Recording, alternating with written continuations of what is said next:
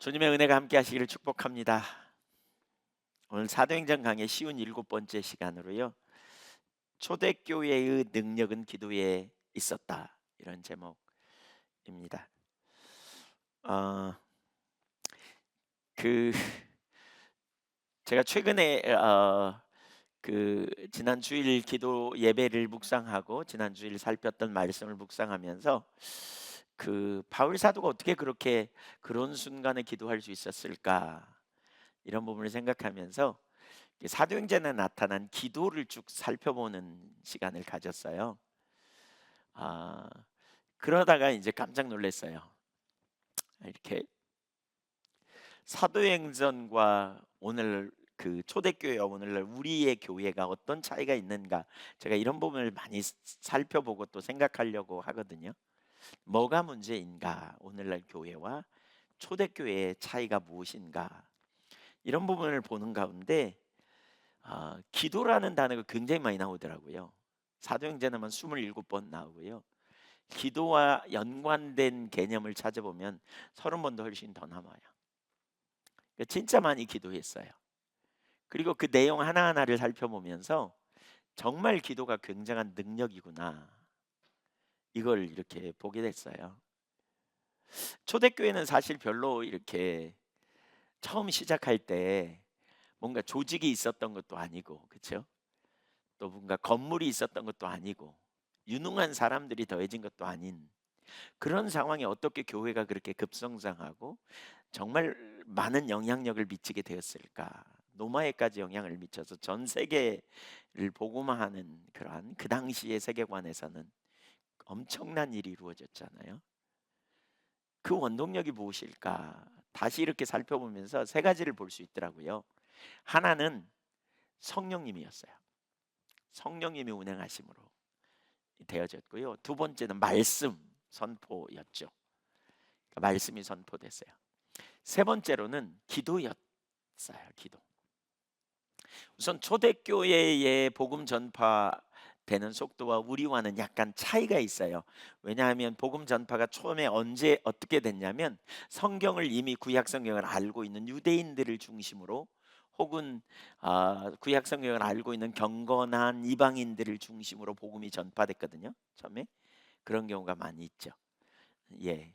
그러니까 이미 성경을 알고 있기 때문에 그들은 메시아를 기다리고 있었기 때문에 예수가 그리스도다, 이게 전파되자마자, 그게 증명되자마자 그들은 즉각적으로 헌신하고 이렇게 서게 되었죠.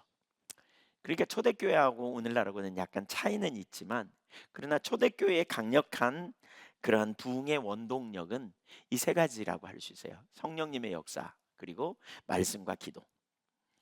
네, 무엇보다 초대교회는 어, 기도하는 일에 참 힘썼던 걸 볼 수 있더라고요.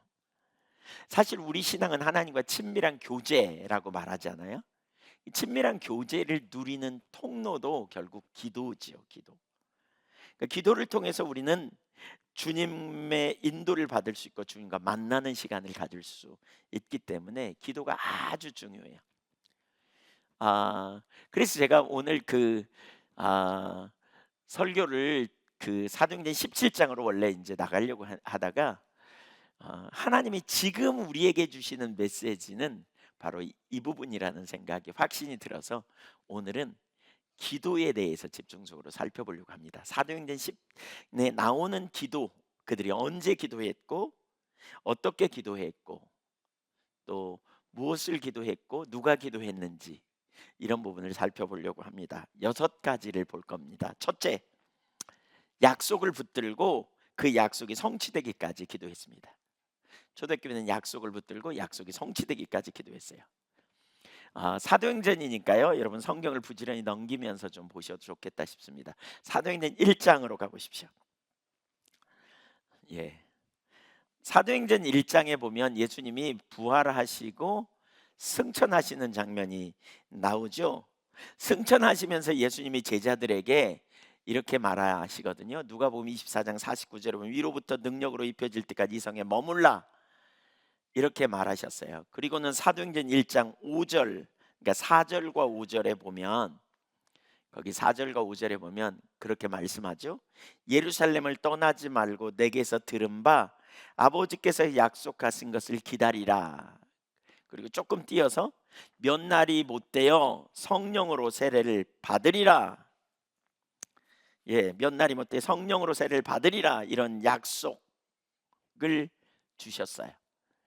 그러자 그 약속을 붙들고 승천하신 예수님, 승천하심을 본 이후에 12절 이하에 그들은 이제 마가의 다락방에 모입니다. 13절에 보면 12명의 제자가 나오고요. 14절을 같이 읽어보겠습니다. 시작. 여자들과 예수의 어머니 마리아와 예수의 아우들과 더불어 마음을 같이하여 오로지 기도에 힘쓰더라. 그들은 기도에 전심했습니다. 전심전력을 다했습니다. 기도하면서 하나님의 그 응답이 오기까지 그들은 기도했습니다. 오로지 기도에 힘쓰더라 그랬어요. 여기서 약속을 주실 때에 주님이 이렇게 말씀하셨어요. 너희는 예루살렘에 머물라. 또 누가복음 24장 49절에 그 다음에 사도행전 1장 거기 4절과 5절에 뭐죠? 약속하신 것을 기다리라 이렇게 말씀하셨어요.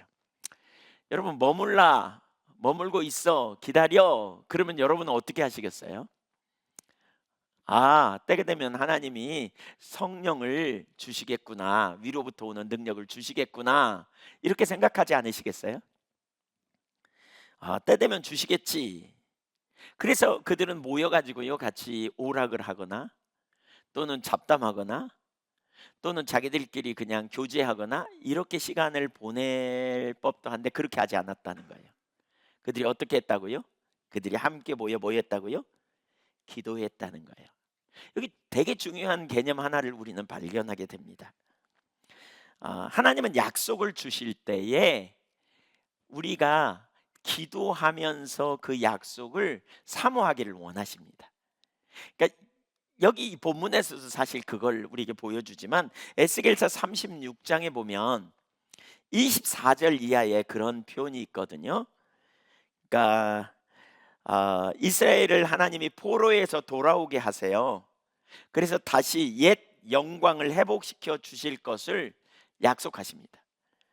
그래서 너희가 더럽힌 그 땅에서 내가 너희를 다시 불러내어 고토로 데리고 와서 물로 씻어 정결케 하고 새 마음과 새 영을 주어 너희를 내 백성이 되게 하리라.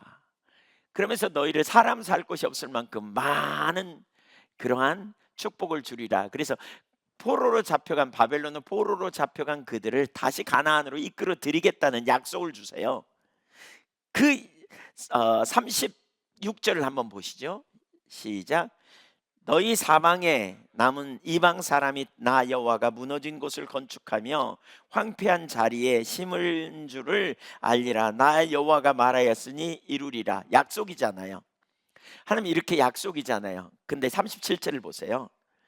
주 여호와께서 이같이 말씀하셨느니라. 그래도 이스라엘 족속이 이같이 자기들에게 이루어 주시기를 내게 뭐해야 할지라? 기도하라는 거죠. 기도하라. 이렇게 기도해야 한다 이렇게 말하고 있어요.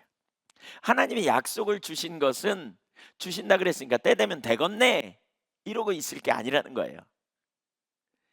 그 약속을 이루어 주세요 하나님. 그리고 간구하라는 거예요. 하나님 약속을 성취해 주세요라고 간절히 구하라는 거예요. 왜 구하라 그러는지 그 다음 구절을 보세요. 그 다음 뒷부분을 보세요. 아니 37절 후반부부터 봅니다. 내가 그들의 수요를 양떼같이 많아지게 하되 제사 드릴 양떼 곧 예루살렘이 정한 절기의 양 무리같이 황폐한 성읍을 사람의 때로 채우리라. 자 보세요. 내가 이 약속을 줄게. 그리고 기도해. 너희 기도해. 그러면 내가 이렇게 할 거야. 이렇게 말씀하시면서 그 뒤에 보세요. 의도가 있어요. 그리한즉 이렇게 해서 뭐냐? 하나님의 의도가 있어요. 그들이 나를 여호와인 줄 알리라 하셨느니라 그랬어요. 그러니까 여러분 보세요. 하나님이 약속 주셨어요. 근데 우리 기다리면 그냥 자연스럽게 이루어지면 하나님이 주셨거니 이렇게 생각도 하겠지만, 또 다른 한편으로는 뭐 하나님이 주셔 우연히 이루어졌지, 재수가 좋아서 그런 거야, 뭐 이런 식으로 생각할 수도 있다는 거죠. 그러니까 하나님이 어떻게 해라? 그렇게 내게 이루어지도록 뭐하라? 기다리라, 사모하라, 적극적으로 열망하라, 그 말입니다. 그리고 구하라, 그 말입니다. 그리고 응답이 이루어질 거다. 그때 비로소 야, 하나님이 우리의 진짜 하나님이시구나, 하나님이 내 기도를 응답하셨구나, 이 일을 이루신 분이 하나님이시구나, 이걸 깨닫게 하시려고 하신다는 거예요. 그래서 하나님은 우리에게 약속을 주세요. 우리가 언약의 백성이기 때문에 우리에게 약속을 주세요.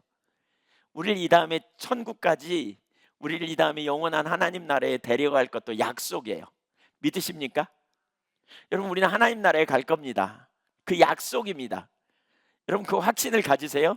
어떻게 해요? 약속에 있으니까. 근데 이런 부분도 하나님이 주신 약속입니다.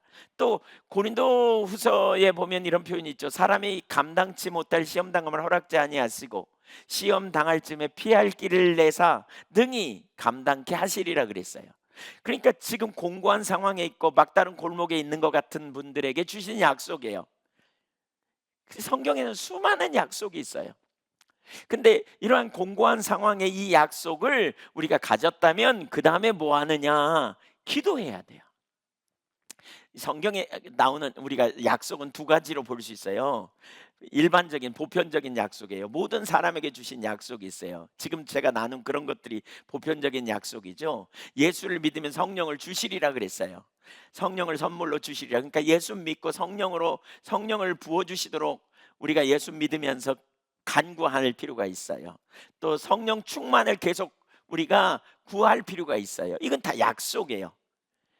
너희가 악할지라도 자식에게 좋은 것을 줄 알거든 구하는 자에게 성령을 주시지 않겠느냐라고 하셨어요. 성령 충만을 여러분 사모하세요?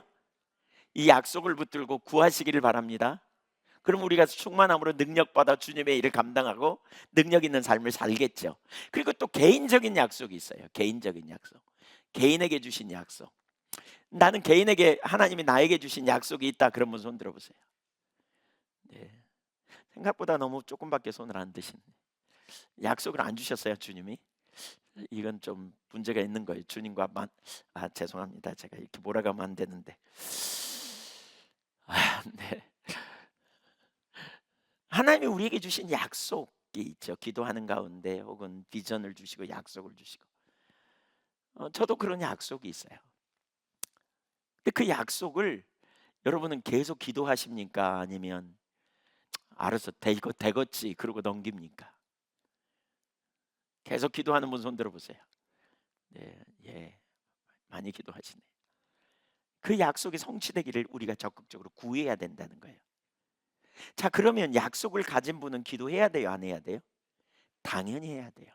초대교회는 그렇게 기도했다는 거예요. 사실 우리에게 주신 약속이 있어요. 내가 내 능력으로 예한교회를 세울 거라고 주님이 그러셨거든요.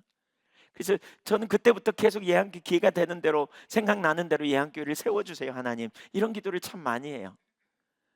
기회가 되는 대로 해요. 우리 같이 기도해야 돼요. 아셨죠? 예한교회를 세워주세요 이렇게. 주님이 약속하셨으니까 그 약속을 이루어 주시도록 기도해야 돼요. 그러니까 저는 예한교회가 뭔가 성장하고 뭔가 변화가 일어나는 건 전적으로 하나님이 하셨다는 걸 제가 알아요. 왜냐하면 약속을 주셨고 지금까지 인도하셨거든요. 사실 처음에 예한교회를 세우실 거라 그랬더니 좋아했던 분들이 있어요. 근데 시간이 지나면서 저를 꿈꾸는 소년이라고 하시기도 하셨어요. 세워질 기미가 없다고. 어떤 분은 안 세워진다고, 목사님 안 세워진다고 예한교회. 제가 너무 놀랐어요. 깜짝 놀랐어요. 그렇지만 그럼에도 불구하고 주님이 여기까지 인도하셨어요. 더 기미가 훨씬 보였어요. 지금은 앞으로 하나님이 더 완전하게 세우실 걸 저는 신뢰해요. 그리고 그때까지 계속 기도할 거예요. 같이 기도하면서 주님의 교회가 세워지는 걸 구하시자고요. 아멘. 네, 우리 교회에 주신 특별한 약속이 있는 것, 이걸 가지고 기도하는 거죠. 기도는 하늘과 이 땅을 연결시키는 통로입니다. 그리스도인이 기도할 때 하늘로부터 오는 능력을 힘입게 됩니다. 여기서 중요한 한 가지는 거기 모인 사람들이 서로 달랐다는 거예요. 지금 기도하러 모인 사람들이. 여기서 볼 수 있는 중요한 한 가지는, 거기 14절 13절에 보면 12사도가 모였고요, 14절에 보면 여자들과 무리들이 모였다 이렇게 표현하고 있거든요. 특별히 예수님의 동생들이 거기 모였다. 예수님의 동생들은요, 원래 예수님 믿었던 사람들이 아니에요. 부활하신 후에 예수님 만나고 믿었어요. 그러니까 예수 믿은 지 고작 한 길어야 40일이 안 됐어요. 근데 그들도 함께 모여서 기도했어요. 여러분, 교회가 연합할 수 있는 비결이 뭔 줄 아세요? 기도하는 거예요. 진정한 연합은 기도하면서 주님의 임재 안에 있을 때 진정한 연합이 돼요. 이게 초대교회 교제의 중요한 자리였던 것을 볼 수 있어요. 하나님의 약속을 붙들고 기도하여 응답받는 놀라운 역사가 있기를 축복합니다. 예, 여러분, 기도하면서 적어보세요. 하나님이 어떻게 응답하시고 하나님이 어떻게 일해 가시는지, 순간순간 어떻게 간섭하시는지 자꾸 하나님의 약속을 붙들고 주님 앞에 나아가 기도하는 이런 일을 실제로 해보세요. 하나님께서 얼마나 놀라운 은혜로 함께 하시는지, 이런 부분. 두 번째, 중요한 일을 결정할 때 초대교회는 기도로 하나님의 뜻을 분별했습니다. 사도행전 1장에 이렇게 모여서 오로지 기도에 힘썼다 그러잖아요. 근데 15절 이하에서부터 보면 이제 갑자기 베드로가 일어나서 예수님을 배신하여 죽은 가룟 유다를 대신하여 한 명의 제자를 선출할 것을 제안합니다. 그러니까 이 부분이 참 중요한 것 같아요. 28개의 절 중에 12절을 이 부분에 활용하고 있거든요. 사도행전 1장이 26계절인데, 그러니까 매우 중요한 거죠. 이때 어떻게 하느냐, 성경대로 이 사실을 규명해요. 성경에 그 시편에 그렇게 말했다 그러면서 그 일이 성취된 거다, 가룟 유다의 죽음을 예언한 것을 이렇게 설명하면서 가룟 유다를 대신해서 두 사람을 추천해요. 유스도라고 하는 사람과 마띠아라는 사람. 그러니까 자기들이 볼 때 가장 신실한 믿음의 사람 두 사람을 딱 추천해 놓고요, 그런 다음에 제비 뽑으려고 해요. 근데 제비 뽑기 직전에 기도하면서 모든 과정을 주님께 맡깁니다. 그러니까 주도권을 드리는 믿음의 행위를 하는 것이지요. 사도행전 1장 24절과 25절을 좀 보겠습니다. 예, 시작. 무사람의 마음을 아시는 주여, 이 두 사람 중에 누가 주님께 택하신 바 되어 봉사와 및 사도의 직무를 대신할 자인지를 보이시옵소서. 유다는 이 직무를 버리고 제 곳으로 갔나이다 하고. 자, 베드로가 이렇게 지금 기도하잖아요. 이것은 어떤 의미가 있냐면요, 여러분 보세요. 이것은 형식적인 기도가 아니에요. 오늘날 많은 사람들이 우리 기도할 때 하나님, 우리 뭐 장로님들 선거하고 교회에서 일꾼 세울 때도 그러잖아요. 하나님, 마음에 합한 지도자를 세워주십시오. 그런 다음에 내가 생각하고 결정해서 투표하잖아요. 근데 이건 형식적인 기도가 아니에요. 이거는 진짜 중요한 의미가 있는데요, 뭐냐면 예수님이 주님이시라는 거예요. 예수님이 교회의 머리이시라는 거예요. 그러니까 머리 대신 주님을 실제로 인정하는 행위예요, 이게 바로. 그러니까 초대교회의 기도, 중요한 어떤 일을 결정할 때 진짜 예수님이 그리스도이시고 우리의 주님이심을 인정하는 실제적인 행위였다고 말할 수 있어요. 그러니까 어떤 집에 가면 왜 이런 구절이 있잖아요.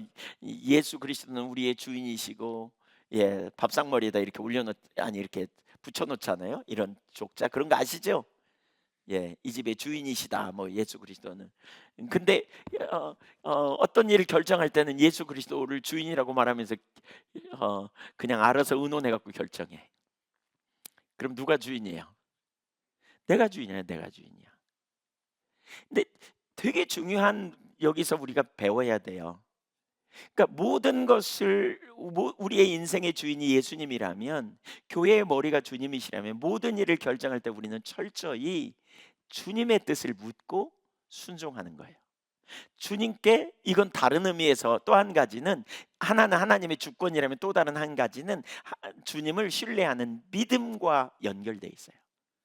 주님이 우리의 기도를 들으시고 합한 뜻을 보여주실 거라는 분명한 신뢰를 가지고 기도하는 거죠. 그래서 지금 두 사람을 세워놓고 이 제비뽑기를 했어요. 근데 이 제비뽑기를 주관하시는 분이 하나님이시다. 그러면서 어떻게 해요? 이렇게 기도하잖아요. 무사람의 마음을 아시는 주여, 이 사람 중에 누가 주님께 택하신 사람입니까? 우리에게 보이시옵소서. 이렇게 말하고 있잖아요. 철저히 주도권은 주님께 있습니다. 이렇게 말하는 거예요. 누구든지 주님이 택해 주시면 저희는 순종하겠습니다. 우리가 12명의 한 명을 벗어날 능력이 있지 않습니다. 우리가 할 게 아닙니다. 주님이 하십니다. 이렇게 말해요. 베드로가 일어나서, 이게 우리가 교회가 배워야 될 아주 중요한 일이에요. 가정 안에서도 마찬가지예요, 여러분. 이게 배워야 될 거예요. 베드로가 일어나서 내게 좋은 생각이 있다고 말하지 않았어요. 내가 수제자잖아, 너희는 내 말 잘 듣고 나를 따라와, 이렇게 말하지 않았어요. 베드로 자신이 머리 역할을 하지 않아요. 그는 하나님의 말씀 시편 41편과 69편을 인용해서 우리가 할 일은 이것이다 라고 말하면서 주도권을 주님께 드리는 거죠. 무사람의 마음을 아시는 주님, 누가 주님의 택하신 사람인가요?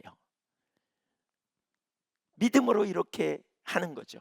그랬더니 1장 26절, 제비 뽑아 밧띠아를 얻으니 그가 11사도의 수에 들어가니라. 여러분, 우리가 인생을 살면서 결정해야 될 일들이 많이 있잖아요. 크고 작은 일들, 그렇죠? 네, 많이 있어요. 어떻게 결정하세요, 여러분? 예수 그리스도가 여러분의 삶의 주인이신가요? 아니면 내가 주인이고 예수님은 그 내가 결정한 대로 도와주세요 그러고 있나요? 초대교회가 왜 기도했는가? 우리가 잘 염두에 둬야 돼요. 우리가 왜 기도해야 하는가? 저는 제가 이 부분을 보면서 뒤에도 나오지만 예수님이 주님이시라는 사실을 가장 잘 표현하는 실제적인 그 방법은 선택해야 될 순간에 기도하면서 주님의 뜻을 듣는 거라고 생각이 들더라고요. 예수님이 여러분의 삶에 어떻게 주님이세요? 하나님의 뜻이 뭔지를 기도하면서 찾는 거예요. 철저하게 찾는 거예요. 주도권을 드리는 거예요. 그리고 말씀대로 순종하려는 중심의 자세를 가지고 어떤 일을 결정할 때, 우린 대개 예수님이 주님이시라고 말하지만 우리가 다 결정을, 우리가 다 그냥 판단해서 뭔가 답이 나오는 대로 우리는 가기가 참 쉽죠. 네. 그러니까 이 자세를 우리가 배워야 돼요. 그것은 예수님의 주되심을 인정하는 믿음의 행위고, 성령님은 우리에게 하나님의 길을 알게 하시겠다고 약속하셨고요. 어떤 결정을 내려야 할 때 주님의 뜻을 구하기 위해 우리는 기도해야 돼요. 예수 그리스도는 우리 주님이십니다. 한번 따라서 보세요. 예수 그리스도는 우리 주님이시다. 예수 믿는다는 말은 예수님을 나의 주님으로 모시는 거예요. 예수 믿는 사람은 이제 자기 뜻대로 살지 않아요. 자기 소견에 오른 대로 가면, 하나님을 믿었던 이스라엘 백성들이 사사기 시대에 엉망이 되잖아요. 자기 소견에 오른 대로 가면 그렇게 가요. 우리 주님의 뜻을 따라 우리가 살아가야 돼요. 겸손함으로, 겸비함으로. 사도행전 13장에서도 안디옥 교회에서 그 사도들을 파송할 때 어떻게 합니까? 바나바와 바울을 파송할 때 우리가 이미 봤잖아요. 어떻게 했습니까? 사실 되게 중요한 게 그들이 금식하며 기도했거든요. 여러분, 금식하며 기도할 때 우리는 자기 중심에서 하나님 중심으로 가요. 죄송합니다. 금식을 안 할지라도 기도하면 자기 중심에서 하나님 중심으로 옮겨집니다. 그러니까 기도를 통해서 우리는 하나님 중심으로 가야 돼요. 그 자리에 있어야 말씀을 듣고 순종하는 일이 가능해요. 자기 중심은요, 욕심이 생기고요, 자기 이론이, 자기 논리가 안 내려져요. 그러니까 기도할 때 우리의 생각이 내려져요. 기도하는 자리에 자꾸 가면 하나님께서 안디옥 교회에게 이런 말씀을 주시거든요. 바나바와 바울을 따로 세우라, 내가 시키는 일을 위해 따로 세우라 그러잖아요. 근데 언제 말씀하신 줄 아세요? 그들이 기도하고 금식하면서 기도하고 있을 때 말씀하세요. 근데 기도하고 금식하고 있었기 때문에, 하나님 중심이기 때문에 그 말씀을 듣고 순종했지, 자기 중심으로 돌아가 보세요. 아니, 지금 바나바 통해서 우리 교회가 급성장하고 바울이 와가지고 가르쳐가지고 우리가 진리를 알고 말씀을 아는데 저 두 사람을 보낸다고? 에이, 안 돼, 안 돼, 안 돼. 자기 중심에 있다면 절대 보낼 수가 없었을 거예요. 기도하니까 그들이 하나님과의 온전한 관계성에 있었고 친밀한 교제 가운데 있을 때 하나님 말씀하셨고, 그러자 그들이 뜻을 분별하면서 기꺼이 순종하는 자리로 가거든요. 그 당시 안디옥 교회 입장으로서는 굉장한 희생이라고 할 수 있어요. 교회가 안정적이고 뭔가 잘 나가는데, 우리끼리 잘 가야 되는데, 이런 관점으로 본다면 그렇죠. 그렇지만 그들은 하나님 중심에 있어서 하나님의 뜻을 분별하고 주님께 주도권을 드리고 실제로 살아가는 삶을 살았던 것이죠. 주기도문에 이런 기도가 있죠.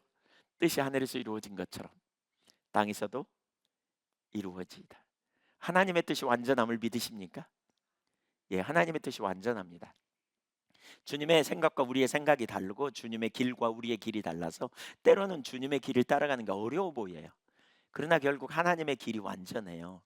그러니까 우리가 기도하면서 주님을 집중적으로 찾고 주님을 인식하는 가운데 주님이 말씀하실 때 순종하는 하나님 중심의 삶을 살아갈 수 있다는 거죠. 초대교회는 예수님을 진짜 주님으로 모셨습니다. 그 증표 중에 하나가 기도였습니다. 그래서 그분의 뜻을 묻고 찾고 순종하여 나아갈 때 주님이 뒷받침하셔서 역동적으로 역사하는 놀라운 일이 일어났습니다. 저와 여러분이 그렇게 돼야 되겠습니다. 우리 한교회가 그렇게 되기를 원합니다. 주님의 뜻. 그래서 유언회가 뜻을 구할 때, 교회가 하나님의 뜻을 구할 때, 교회가 어떤 일을 결정할 때, 각 위원회가 어떤 일을 결정할 때, 오이코스나 선교회나 어떤 일을 결정할 때, 또 가정에서 여러분이 어떤 일을 결정할 때, 예수 그리스도는 우리의 주인이시다. 주인이 뭐라 그러시나 듣자, 모여라. 그래가지고 같이 주님의 음성을 듣고 주님의 뜻을 찾고 구하여 나가면 너무나 놀라운 하나님의 인도를 잘 받는 그런 믿음의 가정으로 든든히 세워질 거예요. 아멘. 그렇게 하기를 좀 작정하면 좋겠어요. 주님의 뜻을 구하고 주님의 길로 행하자. 아무렇게나 대충 하지 말고 예수는 주님이신데, 나의 주님. 실제적인 삶. 세 번째, 기도가 초대교회 모든 성도들의 일상의 삶이었습니다. 저는 이 세 번째를 제가 설교 준비하면서 엄청 회개했습니다. 내 문제가 뭔지 보였습니다. 제가 왜 능력이 없는지 알았습니다. 우리 교회에 왜 능력이 없는지를 알았습니다. 더 큰 능력이, 내가 목회를 잘못했구나, 제가 이런 생각을 들었어요. 그리고 지금 하나님이 우리를 이 자리로 초청하고 계시는구나, 이런 생각이 들었어요. 두 가지를 보려고 하는데, 첫째, 모든 성도들이 기도했습니다. 사도행전 2장으로 가면 오순절 마가의 다락방 성령님이 임하시는 사건이 있죠. 그 사건을 통해서 사람들이 몰려드니까 베드로가 설교하기 시작합니다. 강력하게 복음을 전하죠.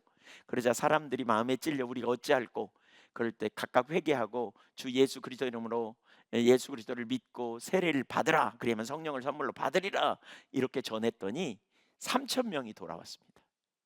한순간에 교회가 엄청나게 많아져 버렸습니다. 인원이. 그러면 이 새신자들이잖아요. 대부분의 새신자들을, 이 새신자들을 어떻게 양육했는지를 볼 수 있어요. 사도행전 2장 42절을 보세요. 42절을 보겠습니다. 같이 읽습니다. 시작. 그들이 사도의 가르침을 받아 서로 교제하고 떡을 떼며 오로지 기도하기를 힘쓰니라. 세 가지예요. 첫째는 뭐예요? 가르침을 받았어요. 그러니까 새 가족들은, 새신자들은 부지런히 가르침을 받아야 돼요. 배워야 돼요. 예수님은 가르치고 또 가르쳤어요. 사도들도 가르치고 또 가르쳤어요. 왜냐하면 말씀이 생명이거든요. 말씀이 우리 발의 등불이에요. 말씀이 우리를 정결하게 해요. 말씀이 우리를 승리케 해요. 원수 마귀의 모든 회방은 말씀을 통해서 이겨낼 수 있어요. 그래서 말씀을 배울 필요가 있어요. 두 번째는 교제했다 그랬어요. 교제, 성도의 교제입니다. 단순히 모이는 것 이상이었습니다. 그들은 함께 나누었습니다. 가진 것을 함께 나누고요, 함께 식사하고 함께 성만찬을 했습니다. 그리고 세 번째는 함께 기도했습니다. 그들은 함께 기도했어요. 잠깐 동안 한 게 아닙니다. 기도가 그들의 일상이었습니다. 여기 오로지 힘쓰니라 라는 단어는 미완료 과거형입니다. 어떤 행동, 방침에 전심전력을 다해 지속적으로 행했다는 거예요. 바꿔놓으면 지속적으로 기도했다는 거예요. 지속적으로. 한 번 하고 끝난 게 아니에요. 초대교회 지속적으로 기도했어요. 새신자들을 지속적으로 가르침을 받고 지속적으로 성도의 교제가 있고 지속적으로 가르침을 받았다. 기도했다. 이렇게 말하고 있어요. 계속 기도했어요. 새신자들이 기도하는 걸 가르친 거예요. 새신자들에게. 여러분 중에 예수 믿을 때, 왜 예수 믿을 때 두 부류가 있죠. 교회 어쩌다 나오다 보니까 말씀이 한 개씩 깨달아지고 들리기 시작하면서 은혜를 받게 되고 이렇게 신앙생활을 예수님 믿는 이슬비에 옷 젖듯이 이런 분이 있어요. 교회 온다고 다 말씀이 들리는 게 아니잖아요. 하나님 은혜로 함께 해야 되잖아요. 우리 유신이가 이번에, 우리 청년 유신이가 이번에 십자가 복음학교에서 엄청 이렇게 말씀이 들려지기 시작했어요. 진지해지기 시작했어요. 제가 깜짝 놀랐어요. 중학교 때부터 뉴에브 워시 캠프 가면 아웃사이더였는데 주로. 근데 이번에는 달라졌어요. 그래서 아니 왜 이렇게 진지해졌냐, 너 뭐가 문제냐, 뭐 어떻게 된 거냐 그랬더니 말씀이 들려요 그러더라고요. 예, 기도하는데 다른 분은 가는데 앉아서 기도하고 있어요. 깜짝 놀랐어요 제가. 네, 얼마나 십자가 복음학교 한 그 하나만 해도 십자가 복음학교 한 이유가 됐다. 너무 감사했어요. 네, 참. 야, 또 한 명의 청년이 주님을 만나는구나. 은혜를 부어주시는구나.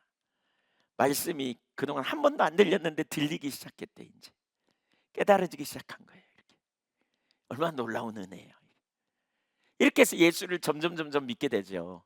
근데 그런 사람도 있는가 하면 어떤 경우에는 말씀이 들리면서 깨달아지면서 순식간에 뒤집어지듯이 예수 믿는 사람이 있잖아요. 갑자기 인격적 주님을 만나고 막 눈물 콧물 쏟고 뒤집어지듯이.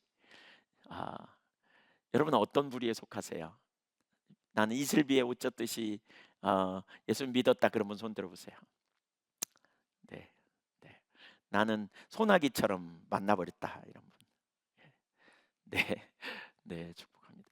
예, 우린 소낙비가 많네 여기. 주님이 소나기를 또 내려주시면 좋겠네. 저도 소나비에 젖듯이 그냥 뒤집어졌거든요. 획 변했어요. 하루아침에 술 담배 다 끊어지고 그냥 완전히 제 삶에 정말 놀라운 변화가 일어났던 것 같아요. 근데 그 과정에 그 이후에 엄청 헤맸어요. 엄청 변했는데 점점 약발 떨어지듯이 옛날 게 막 올라오고 막 그랬던 것 같아요. 물론 교회 밖으로 나가지는 않았어요. 교회 다니긴 했지만 막 혼돈도 많았고 막 유혹도 많았고 막 그랬던 것 같아요. 근데 제가 이 본문을 보면서 이런 생각이 들었어요. 그때부터 계속 기도했더라면 어떻게 됐을까? 계속 기도하는 자리에 있어서 하나님을 찾고, 무엇보다 그냥 기도가 아니라 문제 해결 이런 게 아니라 하나님의 얼굴을 구하고 하나님과 함께 있기를 구하고 이렇게 기도하는 일을 했더라면 어떻게 됐을까? 제가 그렇게 시간을 허비하진 않았을 텐데 이런 생각이 많이 들더라고요. 초신자들을 데려다가 말씀 가르치고요, 교제하고 그 다음에 계속 기도했다니까요. 주님 찾았다니까요. 이렇게 그들의 일상처럼 기도했던 거죠. 이들은 사실 이건 하나님의 뜻이에요. 예수님이 십자가를 짊어지시고, 그렇죠, 모든 죄를 대속하신 이유 중에 하나가 에베소서 2장 18절에 보면 이렇게 말하거든요. 이는 그로 말미암아 우리 둘이, 여기 우리 둘이라는 이방인과 유대인이, 유대인과 이방인이 한 성령 안에서 아버지께 나아감을 얻게 하리 하심이라. 하나님께 나아가도록 하는 거죠. 또한 성령을 우리 가운데 보내심도 아버지께 나가게 하려고. 갈라디아서 4장 6절을 보면 너희가 아들임으로 하나님이 그 아들의 영을 우리 마음 가운데 보내사 아빠 아버지라 부르게 하셨다. 로마서 8장 15절 너희는 다시 무서워하는 종의 영을 받지 아니하고 양자의 영을 받았으므로 우리가 아빠 아버지라 부르짖느니라. 하나님을 향해 부르짖어 나오도록 성령을 보내셨다는 거예요. 그러니까 기본적으로 우리는 하나님을 향해 나가야 돼요. 거기에 친밀함이 있고 거기에서 우리가 놀라운 승리를 누리는 삶이 되는 거죠. 초대교회는 기도가 중요한 일상이었어요. 왜 기도가 중요한가? 왜 이것이 중요한가? 세 가지를 좀 정리해 보면 사실 이게 결론과 같은 거예요. 근데 왜 중요한가? 첫째는 하나님과 친밀한 교제가 우리 신앙이잖아요. 친밀한 교제가.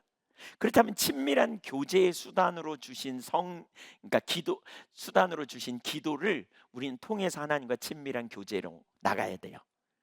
여러분, 친밀한 교제에 있어서 가장 중요한 그 어, 그 방법이 뭐냐면 소통이거든요. 소통이 없이 친밀한 교제가 안 되잖아요. 그러니까 우리가 주님의 보좌 앞에 나아가 주님 자신을 구하고 또 주님께 우리의 마음을 구하고 우리가 고백하고 사랑을 고백하고 또 은혜를 구하고 하나님 알기를 갈망하고 하나님의 뜻을 알기를 구하고 또 하나님의 임재 안에 있기를 구하고 이렇게 나가잖아요. 우리가 말하죠, 주님께. 그러면 주님이 그 기도의 시간을 통해서 우리에게 또한 성령의 조명으로 말씀을 깨닫게 하시기도 하고 성령의 감동으로 우리에게 하나님이 누구이신지 알게 하고 하나님의 마음과 의도가 뭔지 혹은 내가 어떤 자리에 있는지를 비춰주시는 일, 이 소통이 있죠. 그래서 친밀한 교제를 얻기 원한다면 기도하는 시간이 있어야 돼요. 기도 없이 친밀한 교제에 있기를 원하는 것은 올바르지 않아요. 기도를 통해서 하나님을 알게 되고 하나님의 의도를 깨닫는 시간이 될 수 있어요. 그래서 우리 신앙이 하나님과 친밀한 교제라면 우리는 친밀한 교제 가운데 있기 위해서 반드시 기도하는 자리에 가 있어야 된다는 거예요. 그럼 기도하는 사람은 하나님과 친밀한 교제로 나가게 돼요. 두 번째, 기도는 하나님의 주권을 인정하는 행위예요. 기도는 하나님의 주권을 인정하는 행위. 왜 이게 중요하냐면, 그러니까 왜 우리가 일상의 삶에서 기도하는 게 중요하냐면, 기도가 하나님의 주권을 인정하는 삶이기 때문에 그래요. 하나님의 주권. 예. 하나님의 뜻을 우리는 자꾸 인도하심을 받기 위해 구해야 되잖아요. 그렇죠? 하나님께 힘을 공급받는 일도 필요하고 또 하나님의 우리가 어떤 일상의 삶에 결정해야 될 수많은 문제를 하나님 앞에서 묻는 거죠. 그리고 인도를 구하는 거죠. 그러니까 우리가 기도를 해야 될 수밖에 없는 거죠. 그렇죠? 일상의 삶에서. 하나님, 예수님은 나의 주님이신데 주님 당신의 뜻이 어디에 있는지 하늘에서 하나님의 뜻이 완전한 것처럼 이 땅에서 완전함을 알아요. 그래서 저는 주님의 종이니까 저는 주님의 백성이니까 제가 주님의 뜻과 의도를 따라 가기 원해요. 저에게 길을 알려주세요. 이렇게 기도하는 거죠. 예, 주대심을 인정하는 실제적인 행위. 입술로만 주님이 아니라 실제로 예수님의 주권을 인정하는 가장 실제적인 행위가 바로 이 기도가 아닌가, 저는 그렇게 생각했어요. 가장 실제적인 행위. 묻는 거죠.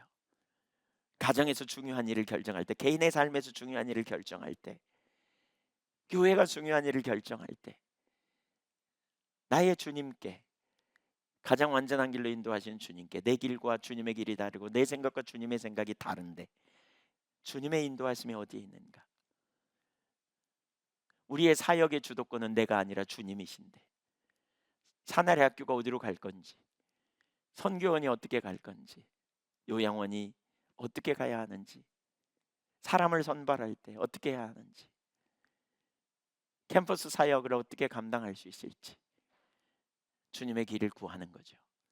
어떤 지혜와 전략을 내게 가지고 가야 할지 주님의 주대심을 인정하는, 그렇게 주님을 찾는 가운데 주님의 뜻이 아니라면 내가 거기서 기꺼이 돌이키고 주님의 뜻을 쫓아 내 삶을 조정해 가는 일. 바울 일행이 성령이 막았다는 걸 어떻게 알았을까요? 바울이 성령이 막았다고 말하기도 하고 또 사탄이 데살로니가에 가고자 하는 것을 사탄이 막았다. 여러 번 가고자 하나 사탄이 막았다 그랬어요. 어떻게 사탄이 막는지 성령이 막는지 알았을까요? 주님과의 친밀한 교제 가운데 주도권을 드리고 계속 살았기 때문에 영적인 분별력이 주어진 거죠. 그래서 하나님의 길이 뭔지를 아는, 자기 생각을 내리고 주님의 주도권을 드리고 나아가는 삶, 그런 의미에서 기도는 매우 중요하죠. 일상의 삶의 기도. 세 번째, 일상의 삶의 기도가 중요한 이유 중에 하나는 믿음의 행위이기 때문에 그래요. 예수님이 우리의 주인이세요. 예수님이 우리의 보호자세요. 예수님은 전략을 가지고 있어요. 모든 상황을 주님께 아뢰며 믿음으로 나갈 때 하나님의 구원의 역사를 경험하는 거죠. 막다른 골목에서 우리에게 피해야 할 길을 준비하고 계시는 주님의 음성을 찾는 거죠. 사망의 음침한 골짜기에 있을 때 주님의 보호하심을 우리는 구할 수 있어요. 저는 어떤 때 그런 경험을 해요. 어떤 집회 장소나 어떤 장소에 가면요, 경각심을 가져야 되겠다. 야, 여기 깨어 있어야 된다. 이런 생각이 딱 들 때가 있어요. 지금 깨어 있어야 된다. 정신 바짝 차려야 된다. 악한 영의 회방 또는 어떠한 그러한 영적인 회방이 있다는 걸 인지하게 될 때가 있어요. 주변 사람들과 만날 때도. 그때 제가 시편 23편 9절을 많이 암송합니다. 여호와 나의 목자시니 내게 부족함이 없으리로다. 그가 나를 푸른 초장에 실만한 물가로 인도하신도다. 내 영혼을 소성시키고 자기 이름을 위하여 의의 길로 인도하신도다. 그 다음이 중요해요. 내가 사망의 음침한 골짜기를 다닐지라도 해 받을 것을 두려워하지 않으면 주께서 나와 함께 하심이라. 주께서 지팡이와 막대기를 나를 안위하시나이다. 주님 앞에 구하는 거죠. 보호해 주시고 또 위기에서 건져내심. 이런 믿음의 행위인 거죠. 믿음의 행위. 주님이 나를 보호하실 걸 믿으십니까? 믿음의 행위. 믿음이 있다면 기도하는 거죠. 건져 달라고, 구할 길을 이끌어 달라고. 일상의 삶에서 여러분, 우리가 이런 일이 적습니까? 수도 없이 많지 않습니까? 문제는 많이 있는데 어떻게 해야 될지 몰라. 그러면 어떻게 합니까? 사람들이 가서 물어봅니다. 목사님, 이럴 때 A를 할까요? B를 할까요? C를 할까요? 본인이 기도하면서 그러면 좋겠는데 기도도 안 하고 그냥 물어보려고 그래. 새신자들이 언제 성숙하겠어요? 초대교회는 그래서 기도하라는 거죠. 친밀한 교제요. 예수님의 주되심을 인정하는 거예요. 그 다음에 믿음의 삶을 사는 실제야. 주님이 처방을 갖고 계셔. 주님이 너의 길을 갖고 계셔. 주님이 보호자야. 주님이 필요를 채우셔. 주님이 인도하셔. 주님을 향해 가. 주님을 향해 나가야 돼요. 주님이 치료하시고 주님이 돌봐주시는 거예요. 본인은 기도 안 하면서 맨날 기도해달라 그러고 맨날 물어보기도 하고 이러면 너 어떻게 감당하겠어요? 언제 성숙하겠어요? 하나님을 개인적으로 어떻게 경험하겠어요? 기도를 통해서 이 자리로 가도록. 한마디로 말하면요, 일상의 삶의 기도가 중요한 이유는 이걸 요약하면요, 하나님 중심적인 삶을 살 수 있다는 거예요. 이걸 요약하면 기도를 게을리해서는 안 돼요. 하늘에 계신 아버지께 부르짖음을 통해 하나님께 나가야 돼요. 매번 사람 의지하거나 환경 의지하는 거 아니에요. 당연히 기도하면서 잘 모를 때 상담도 하고 우리 나누기도 해야 되죠. 당연히. 네. 사도 바울도 마찬가지입니다. 회심하는 순간부터 기도했습니다. 사도행전 9장 11절을 보겠습니다. 사도행전 9장 11절에 이렇게 말합니다. 주께서 이르시되 일어나 직가라 하는 거리로 가서 유다의 집에서 다소 사람 사울이라 하는 사람을 찾으라. 그가 기도하는 중이니라. 예수님은 사도 바울이 인격적인 주님을 다메섹 도상에서 만난 다음에 이렇게 말합니다. 그가 기도하는 중이라 이렇게 말합니다. 그는 다메섹에서 자신의 심각한 교만을 발견했습니다. 자신이 핍박했던 분이 그리스도이심을 발견하고 그는 너무 충격을 받았을 것입니다. 그래서 그는 금식하며 기도했습니다. 무슨 기도했는지 짐작이 가시죠? 깊이 회개했겠죠. 그리고 겸손한 마음으로 지금까지 자기 힘으로 살려고 했던 거, 자기 자원으로 살려고 했던 거 회개하고, 자기가 교만해가지고 그리스도를 못 알아본 것에 대해서 회개하고, 그리스도를 의지하여 사는 것이 얼마나 능력인가를 깨닫고 그는 겸손하여 하나님을 찾았을 것입니다. 그때 이후에 바울의 삶을 보십시오. 그는 기도의 사람이었어요. 사도행전에서 그 이후에 우리 이제 나중에 보겠지만 기도하는 일이 얼마나 자주 있었는지 몰라요.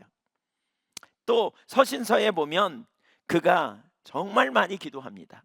에베소 교회를 위해 기도하고 갈라디아 교회를 또 데살로니가 교회를 위해 기도하고 골로새 교회 위해 기도하고 기도를 쉬지 않았다 이렇게 말하고 있어요. 여러 교회들을 기도했어요. 왜 기도했어요? 하나님만 그 교회를 세울 수 있음을 알았기 때문에 그래요. 하나님만 하실 수 있음을 알았기 때문에 그래요. 그래서 예수 믿자마자부터 그는 기도하기 시작해요. 기도의 모범을 보여줘요. 오직 주님만 의지하는 태도죠. 그가 그런 훈련이 되었기 때문에 사실 오늘 우리가 아까 읽은 본문, 우리 지난주에 살펴봤던 그 빌립보 감옥에서 그 상황에 기도할 수 있었다고 생각돼요.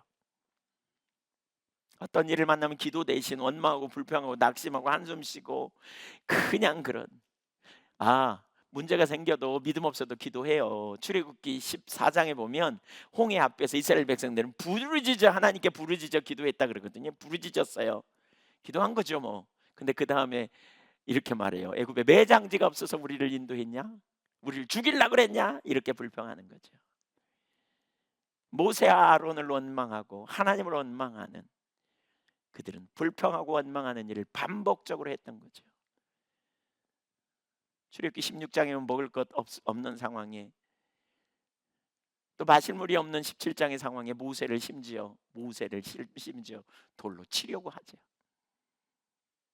하나님을 원망하고 그 종을 원망하고 불평하는, 믿음이 없어서.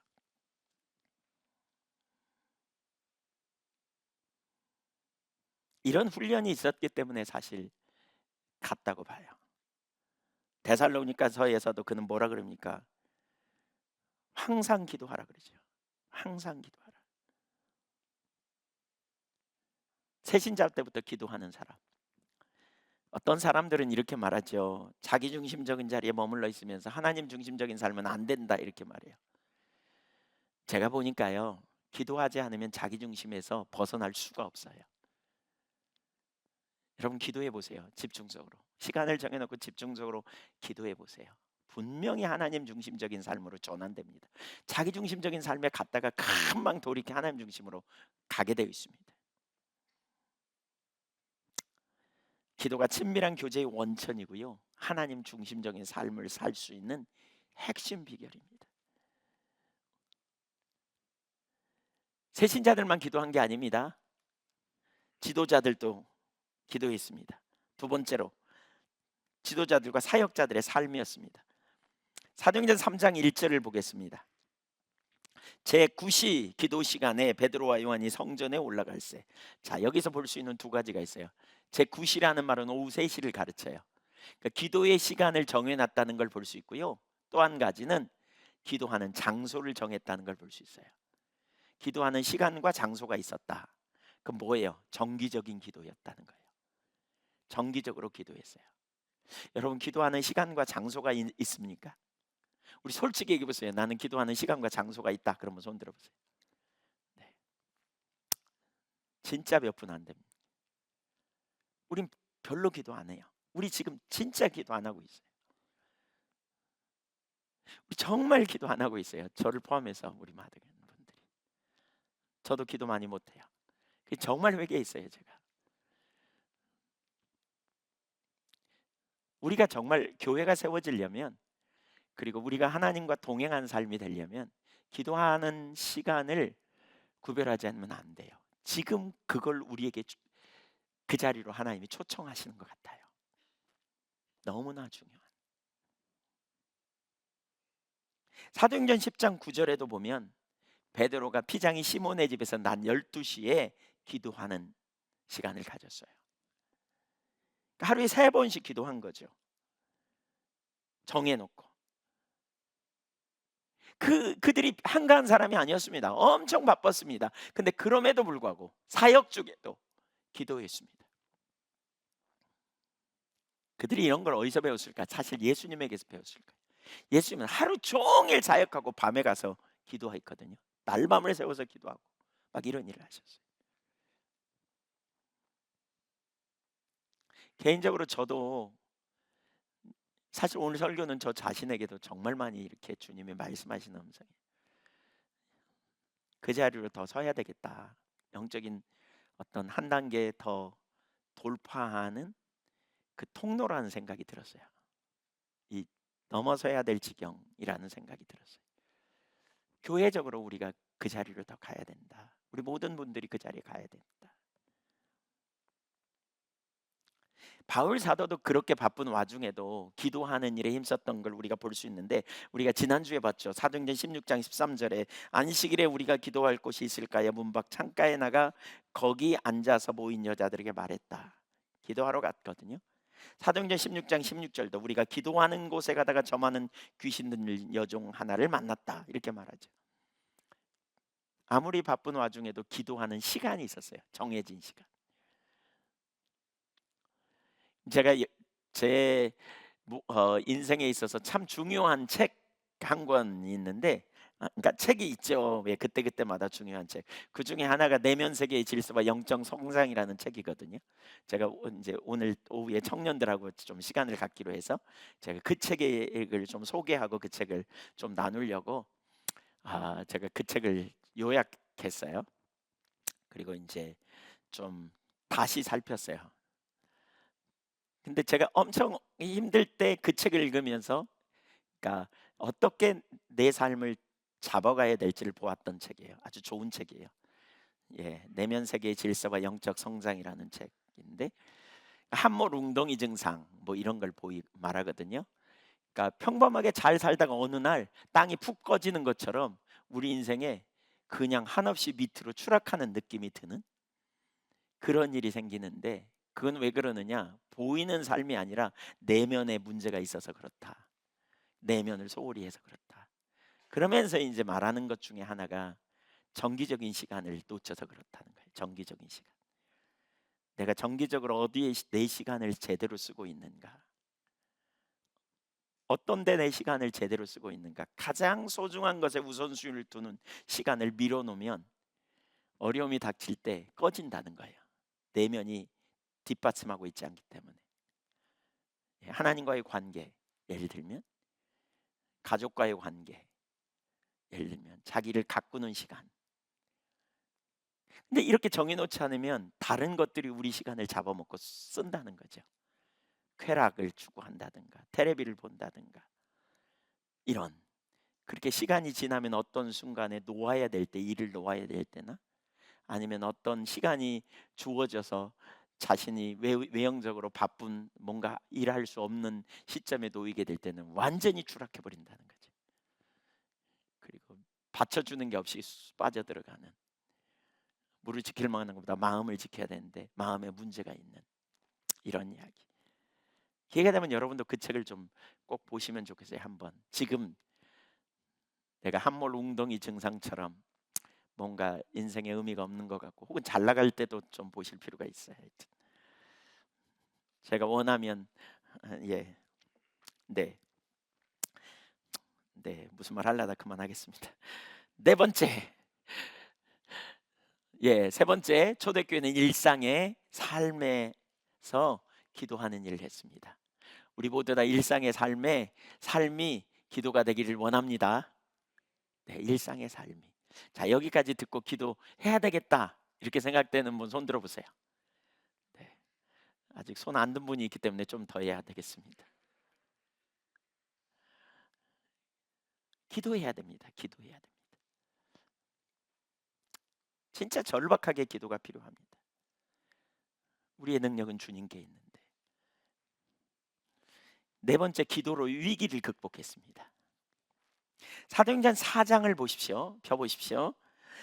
사도들이 복음을 전해서, 그러니까 그 성전 비문의 안전뱅이를 치유한 이후에 복음을 전해서 5천 명의 사람들이 예수를 믿게 됐습니다. 너무나 놀라운 일이 일어나잖아요. 그러자 이를 싫어한 당시 유대교 지도자들이 사도를 잡아요. 그래가지고 가둬하죠. 그 다음 날 사내들인 공회에 붙잡아 세웁니다. 그들이 더 이상 주 예수의 이름을 전하지 말라는 유업을 받고 풀려나죠. 그런 다음에 어떻게 해요? 형제들에게 가서, 믿음의 형제 자매들에게 가가지고 그 이야기를 나눕니다. 그리고 함께 기도하는 장면이 있습니다. 함께 그들이 기도 모임을 가집니다. 그래서 24절 이하가 기도하는 장면인데요. 초대교회가 어떻게 기도했는지, 기도의 내용을 좀 우리가 보면 좋겠습니다. 위기의 순간 어떻게 기도했는지 그 내용을 좀 잠깐 보면 좋겠는데, 네 가지로 나눌 수 있는데, 첫째, 그들은 하나님의 능력을 신뢰하며 기도했습니다. 그들은 환경이 아니라 하나님을 봤습니다. 능력이 하나님을 받습니다. 24절을 같이 읽어볼까요? 그들이 듣고 한 마음으로 하나님께 소리를 높여 이르되 대주제여 천지와 바다와 그 가운데 만물을 지은 이시여. 우선 기도하면서 누구를 봐요? 하나님. 그 하나님이 어떤 분이라고요? 두 가지를 말하죠. 대주제여, 그 말은 절대 주권자, 절대 주권자라는 말입니다. 또 한 가지는 우주 만물을 창조하신 하나님. 여러분 한번 생각해 보세요. 우주 만물을 창조하셨어요.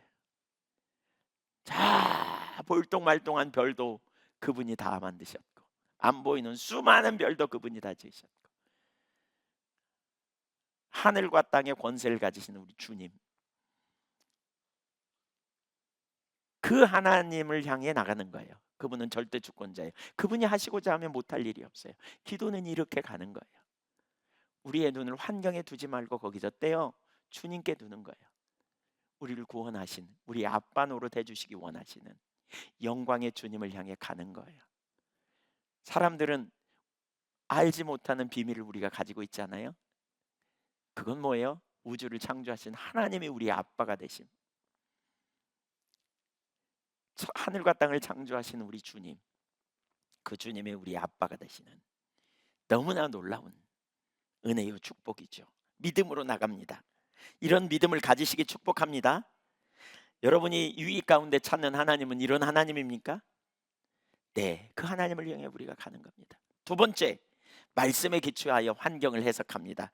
25절부터 28절까지 보겠습니다. 또 주의 종 우리 조상 다윗의 입을 통하여 성령으로 말씀하시기를, 이건 시편 2편 1절부터 2절 말씀입니다.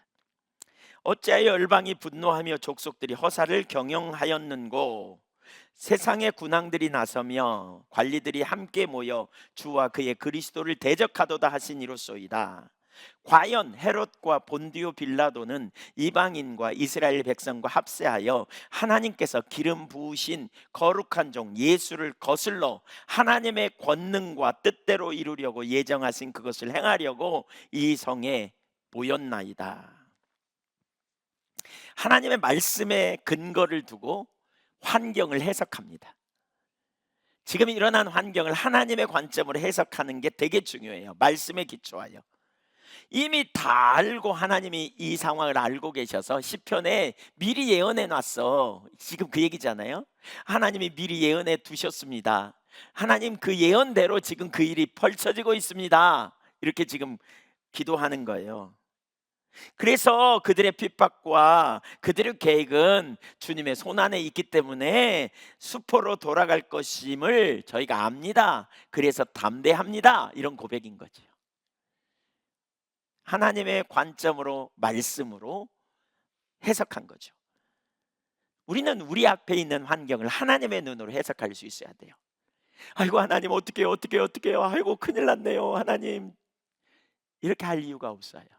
합력해 선을 이루시는 하나님이 허락지 않으면 우리에게 일어날 수 없는 일을 허락하신 거니까, 이걸 통해 뭔가 하나님께서 우리를 가르치고 배우게 하시고 또 가장 완전하게 인도하실 걸 신뢰하며 나가는 거죠.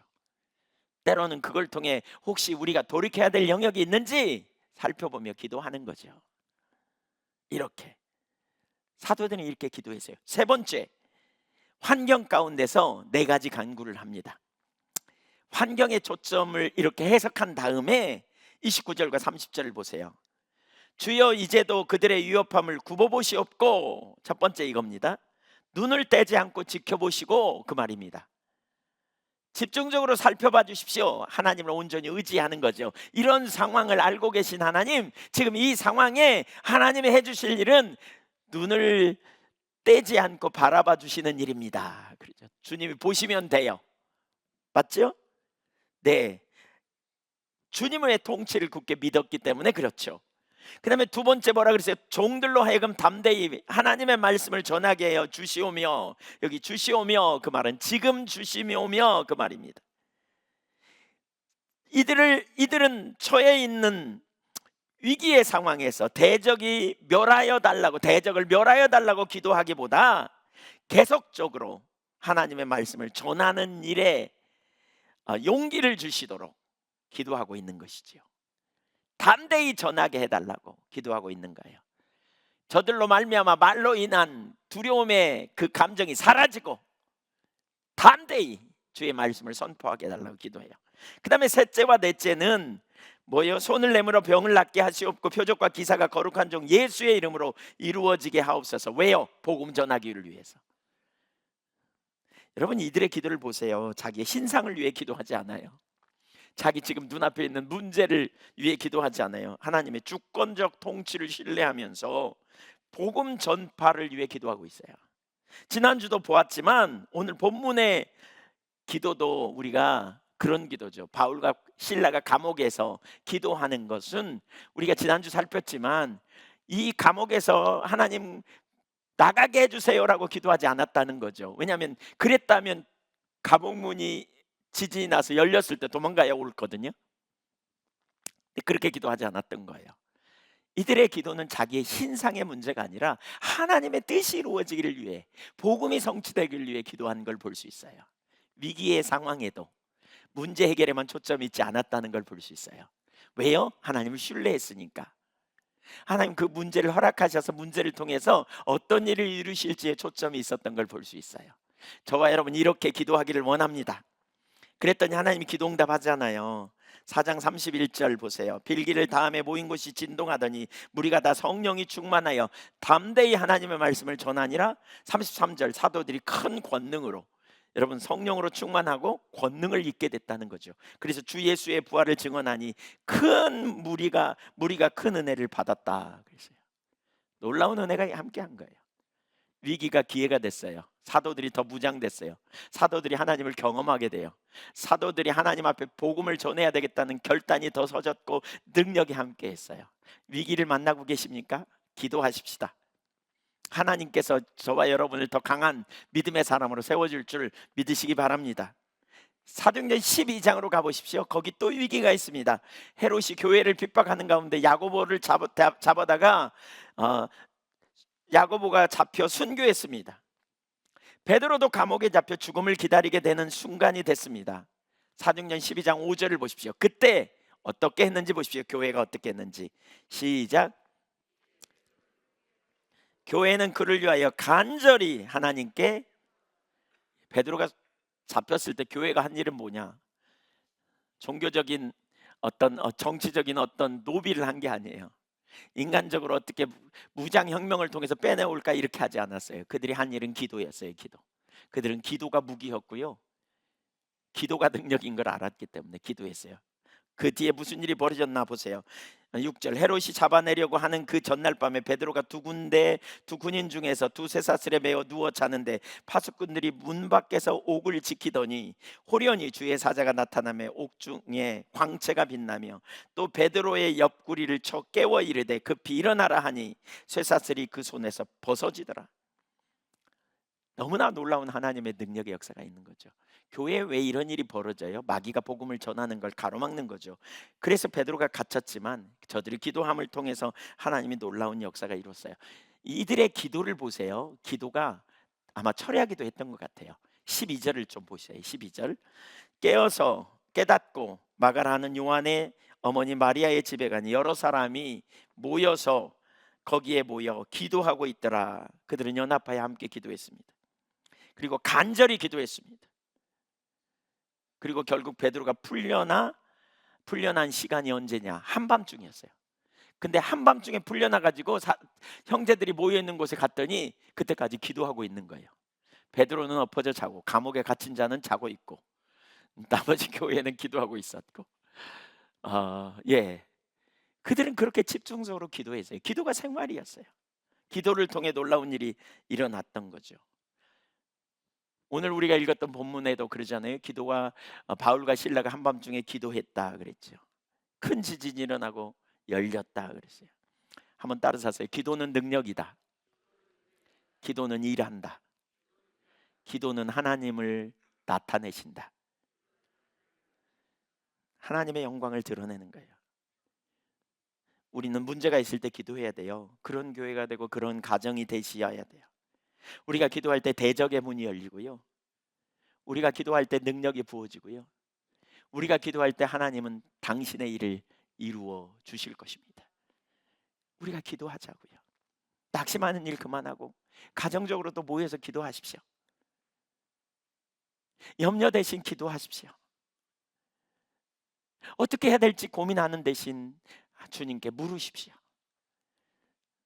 친밀한 교제를 위해서 물으십시오. 자기 중심에 가 있다고 낭망하지 말고 주님을 찾으십시오. 초대교회는 기도로 일하고 기도로 하나님과 교제했습니다. 기도는 초대교회의 일상이었습니다. 우리가 그렇게 해야 합니다. 하나님만 우리의 능력이십니다. 하나님 자원으로 사는 사람은 기도를 반드시 해야 합니다. 기도를 통해 우리는 하나님 능력을 경험하고 하나님 자원으로 살아야 됩니다. 시간을 정하세요. 오늘 설교를 들으면서 시간을 정했어요. 내가 언제 기도할 수 있을까? 여러분, 기도는 호흡과 같아요. 우리 아무리 바빠도 밥은 먹잖아요. 왜요? 양식이니까요. 밥 안 먹으면 힘드니까요. 기도도 이와 같다는 거죠. 초대교회는 그랬어요. 너무 분명히 보이지 않아요?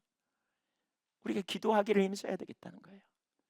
정말 주님 앞에 절실하게 주님 자신을 구하고 주님의 임재를 갈망하고 주님 앞에 머물러 있고 주님과 동행하기를 원하고 주님의 능력의 손에 붙들림 받기를 원하고 우리가 어떤 자리에 있어야 될지 생각해 봐야 돼요. 다섯 번째, 목회자가 해야 될 가장 우선적인 일은 기도로 인식하고 있습니다. 그러니까 사도들이 기도하는 일에 전념했습니다. 사도행전 6장으로 가면 초대교회에 작은 문제가 생겼습니다. 구제하는 일을 그들이 했는데 구제가 편향됐어요. 히브리파 사람들, 그러니까 히브리파 유대인이 있고 헬라파 유대인이 있어요. 히브리파 유대인은 히브리 말을 쓰는 유대인이에요. 그들은 본토에 사는 사람들이에요. 그러니까 원래 이스라엘에 사는 헬라파는요, 교포예요. 말하자면 교포. 애국에 나가서 살다가 몇 대째 살았어요. 그러다가 돌아온 거예요. 고국에. 그러니까 헬란 말을 써요. 그러니까 말도 서로 잘 안 통하고 막 그러죠. 근데 이들이 왔는데 이들을 구제하는 일은 좀 소외됐어. 그러니까 헬라파 과부들이 원망해. 왜 우리는 안 주고 지들만 먹냐 막 이러면서. 그랬더니 사도들이 이 일을 위해 7집사를 처음으로 세우죠. 초대교회 7명의 일꾼을 세우잖아요. 근데 일꾼을 세우면서 뭐라 그러냐면 6장 4절에 이렇게 말해요. 우리는 오로지 기도하는 일과 말씀 사역에 힘쓰리라 하니 그랬어요. 여러분, 초대교회 말씀 사역하는 사람들은 말씀 사역과 더불어 기도라고 말하고 있어요. 초대교회 지도자들의 사명이 무엇인지를 볼 수 있어요. 우리는 보통 뭐라 그래요? 말씀 전파하는 일 해요 이렇게 말하잖아요. 근데 여기 기도하는 일 해요 이렇게 말하지 않잖아요. 근데 이 두 가지가 그만큼 중요하다는 거예요. 너무너무 중요하다는 거예요. 말씀 전하는 일과 기도하는 일. 왜 중요해요? 말씀을 묵상하고 연구하고 우리가 그럴 뿐만이 아니라 동시에 기도할 때 하나님의 통찰력을 주시죠. 기도할 때 하나님의 뜻을 알게 하시고 하나님의 길을 주시죠. 그러니까 여러분 그 설교자에게 그런 시간을 줘야 돼요. 그래서 저는 장로님들이 되게 중요하다고 생각해요. 권사님들이 중요해요. 교회 행정적인 일이나 사무적인 일은 맡아서 이렇게 하셔야 돼요. 이렇게. 그리고 거기에 집중할 수 있도록 하는 시간을 줘야 돼요. 왜요? 왜 그래요? 설교자를 통해서 하나님은 그날 그 당신의 백성들에게 주시고자 하는 말씀이 있잖아요. 그걸 찾아야 되거든요. 기도하지 않은 채 그냥 아무 생각 없이 성경 연구해서 이거 하나님이 주신 말씀입니다. 그러고 맨날 전하면 어떻게 되겠어요? 우리가 말라 비틀어집니다. 영혼이. 하나님의 뜻을 찾고 구하는 일이 이런 시간이 필요한 거죠. 사무엘도 보세요. 사무엘. 이 말씀과 기도는 항상 같이 갔던 걸 볼 수 있거든요. 사무엘상 12장 33절 시작.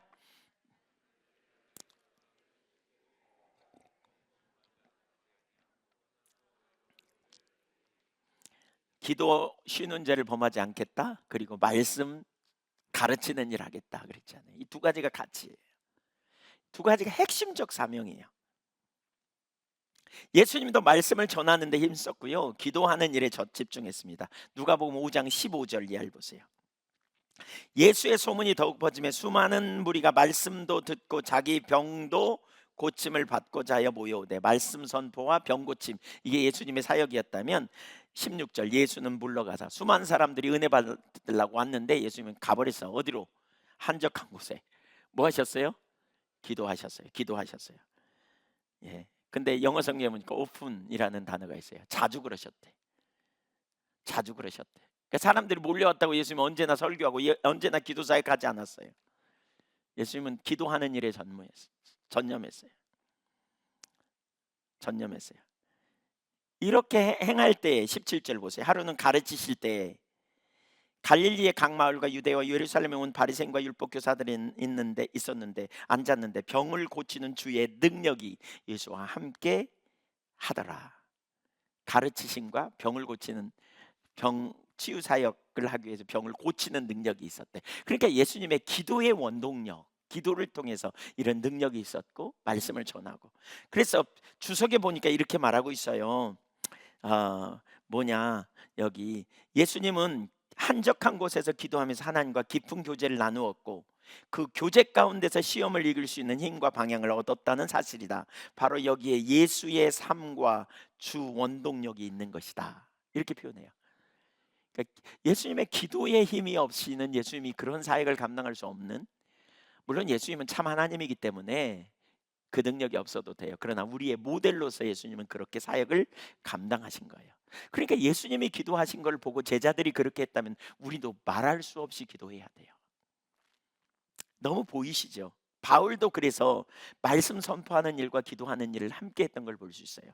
우리 많이 살펴본 구절 고린도전서 2장 3절을 내가 너희 가운데 거할 때, 갔을 때 그 말입니다. 내가 너희 가운데 갔을 때 약하고 두려워 심히 떨었다. 이게 무슨 얘기예요? 아덴에서 복음 전하다가 실패하고 그 다음에 고린도로 갔어요. 성령의 나타남과 능력이 없이 복음 전하는 일 그만두겠다는 거예요. 그래서 4절 내 말과 내 전도함이 설득력 있는 지혜의 말로 하지 아니하고 인간의 말로 하지 아니하고 다만 성령의 나타남과 능력으로 하여 너희 믿음이 사람의 지혜에 있지 아니하고 다만 하나님의 능력에 있게 하려고 했다. 말씀을 전할 때 성령의 역사, 사람들에게 기도를 자주 부탁하면서 담대히 말씀을 전하게 해달라고 바울 사도가 얼마나 많이 부탁하는지 몰라요. 나를 위해 기도해 달라고. 그래서 나로 담대히 입을 벌려 복음을 전하게 해달라고 기도해 달라고. 이런 말씀을, 이런 기회가 많죠. 왜 그럴까요? 기도를 통해 말씀을 깊이 깨닫게 되고요, 말씀을 전할 지혜를 얻게 됩니다. 설교자에게 기도가 얼마나 중요한지 몰라요. 얼마나 중요한지 몰라요. 설교자를 위해 여러분 기도해 주셔야 돼요. 당연히 자신도 기도해야 되고요, 신경 쓰지 않게 해주고 말씀 전하는 것과 기도하는 일에 전무하게 하는, 이게 사명이에요. 그래서 우리 빨리 장로님들도 더 많이 세워지시고 또 사역 맡은 분야 정말 잘 되도록 이렇게 일이 필요해요. 그런 사명의식을 더 많이 가지셔야 돼요. 우리 장로님들이나 권사님들. 예, 그런 영역에. 여섯 번째, 마지막 간단히 살펴보겠습니다. 시간이 많이 가서. 기도를 통해 하나님의 역사가 이루어집니다. 사도행전 10장에 보면, 10장으로 가보십시오. 10장에는 기도하는 두 사람을 통해서 하나님이 구원의 역사를 이룹니다. 한 사람은 누구예요? 고넬료예요. 고넬료는요 이방인이에요. 그러나 하나님을 경외하는 사람이에요. 2절에 보면 그가 경건하여 온 집안과 더불어 하나님을 경외하며 백성을 많이 구제하고 하나님께 항상 기도했다, 이렇게 말했어요. 이렇게 기도하는, 또 경건하고 구제하고 하나님 경외한 고넬료를 주님이 만나주세요. 그래서 3장 이하에 보니까, 3절 이하에 보니까 천사를 보내가지고 그 기도가 상달됐다, 기도와 구제가 상달됐다 그러면서 지금부터 5절에 요빠에 사람을 보내서 베드로를 청해라, 이렇게 말해요. 한편 베드로는 그 시간에 뭐가 있냐, 그때 뭐가 있냐, 피장이 시몬의 집에 있었어요. 그리고요 오는 그 두 사람이 이제 심부름꾼이 오는 중에 베드로는 뭐 했느냐, 기도하고 있었어요. 9절을 보세요.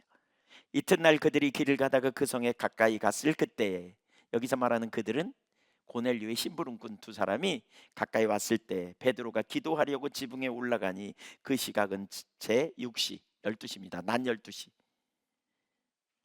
그런 베드로에게 예수님이 환상을 보이시죠. 우리 이 부분 많이 살펴봤으니까 그냥 넘어가면, 그러니까 환상을 보이시잖아요. 하나님이 그 뭐죠? 하늘에서 보자기가 내려오는데 거기에 먹어서는 안 될 부정한 짐승과 부정한 생물이 담겨져 있어요. 잡아먹어라. 못 먹어요, 주님. 저는 한 번도 이런 거 먹은 적이 없어요. 내가 정하다 그러는데 너 어쩌 부정하다 그러냐. 3번이나 얘기하죠. 그러니까 베드로가 혼돈이 왔어요. 헷갈렸어요. 이게 무슨 일이지? 그런데 그 다음에 뭐라 그럽니까? 어, 그 두 사람이 마침 와서 문을 두드리려고 하는 시점에 성령님이 그러죠. 지금 두 사람이 문 앞에 와 있다. 너를 찾을 거야. 이건 내일이니까 내가 보낸 거니까 너 가. 그래가지고 고넬료 집에 가게 하잖아요. 만약에 기도하지 않았더라면 어떻게 됐을까요? 고넬료가 기도하지 않았더라면, 혹은 베드로가 기도하지 않았더라면 둘은 못 만났고요. 구원의 역사는 없었어요. 기도하는 가운데 하나님의 역사가 일어나는 거예요. 기도하는 사람을 통해서. 아나니아가 기도할 때 주님이 환상을 보이셔서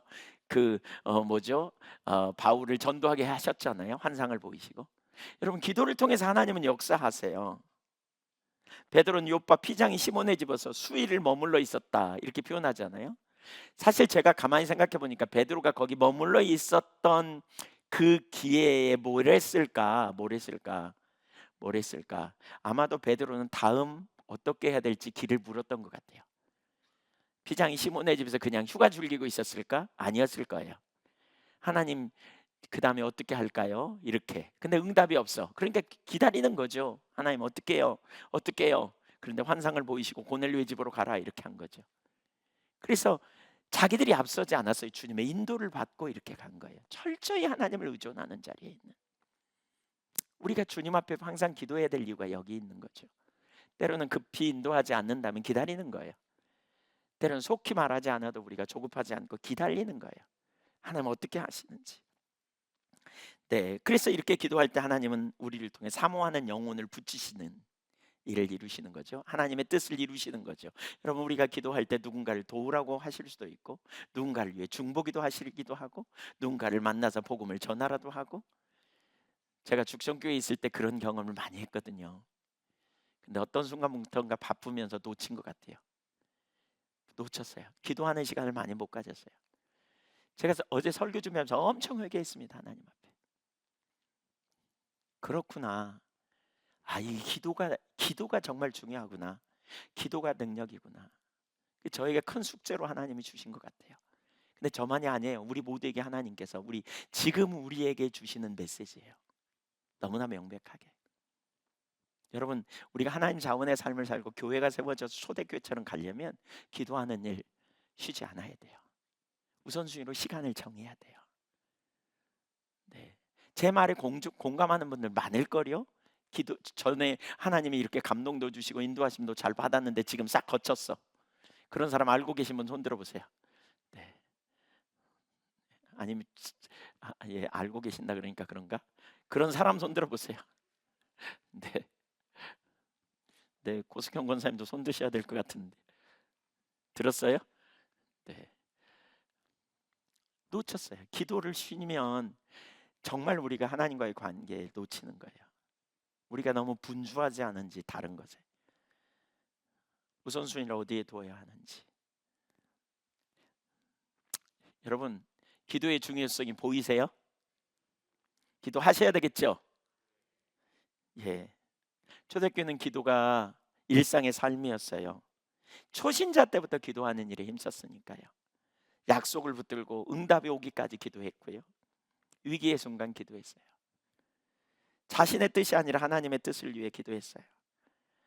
기도하는 가운데 하나님의 놀라운 인도하심도 경험하고 하나님의 역사도 경험했어요. 우리가 지금 가야 될 자리, 이건 정말 하나님이 교회를 세우시는 중요한 지금 전환점인 것 같아요. 할 수 있으면 저녁마다 모여서 기도해도 좋겠다 뭐 이런 생각도 들었는데 그렇게 하지 않으려고요. 우선 여러분 기도 시간을 정해놓고 집중적으로 주님 찾으시면 좋겠어요. 예. 혼자 기도하기 어려운 분은 새벽 기도를 오시고, 또 혼자 기도하기 어려운 분은 지금 다윗의 장막 우리 시간 정해놓고 하는 기도가 있으니까 거기 오셔서 같이 기도도 하시고 그렇게 하시면 좋겠어요. 개인적으로 주님 찾고. 제가 전에 죽성교회 있을 때 하루에 3시간 3번은 기도했거든요. 아침하고 낮 12시하고 저녁 시간에 이렇게 3번씩 기도했어요. 근데 너무 바쁘다 보니까 한 번만 기도했는데 그마저도 바쁘다 보니까 걸러가고 막 그러다 보니까 지금 무너진 것 같아요. 하나님 다시 그 자리를 초청하신다 싶어요. 오늘 여러분 말씀을 들었으니까요. 진짜 지금 작정하시면 좋겠어요. 예. 시간을 정하고 장소를 정하세요. 내가 이 시간에는 기도하겠다. 내가 진짜 하나님 찾는 시간 놓치지 않겠다. 이렇게 작정하면 좋겠어요. 다음 주에 제가 여쭤볼게요. 잘 됐는지. 안 되면 또 해. 설교 또 해. 같은 설교를 또 하든지 아니면 뒷부분에 기도를 또 살펴보든지. 초대교회가 어떻게 기도했는지 명백히 보이잖아요. 전심으로 한번 하나님 찾고 또 하나님 인도하시면 모여서 같이 주님 찾고 이런 시간을 좀 가지면 좋겠다 싶어요. 우리 같이 기도하는 시간 갖겠습니다.